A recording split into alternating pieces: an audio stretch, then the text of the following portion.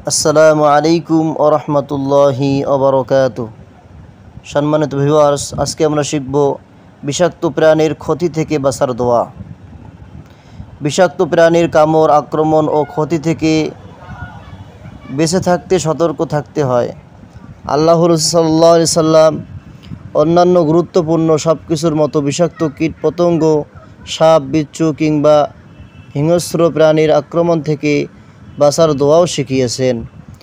মহানবী সাল্লাল্লাহু আলাইহি সাল্লাম এর শেখানো এই দোয়াটি যারা নিয়মিত সকাল বিকাল আমল করবে, আল্লাহ তাআলা তাদের বিষাক্ত পোকামাকড় ও যাবতীয় হিংস্র প্রাণীর আক্রমণ থেকে হেফাজত করবেন।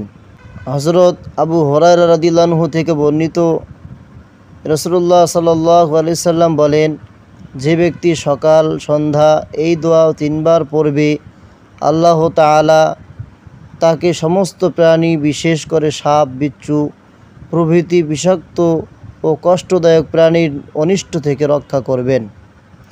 আমরা দোয়াটি পড়ব ফজরের নামাজ পড়ে আর মাগরিবের নামাজ পড়ে 3 বার করে পাঠ করব।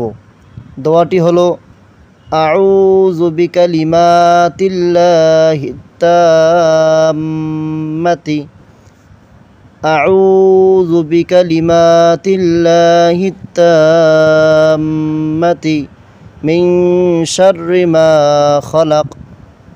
আমি আবার বলছি, আউযু বিকালিমাতিল্লাহিত তাম্মাতি মিন শাররি মা খালাক।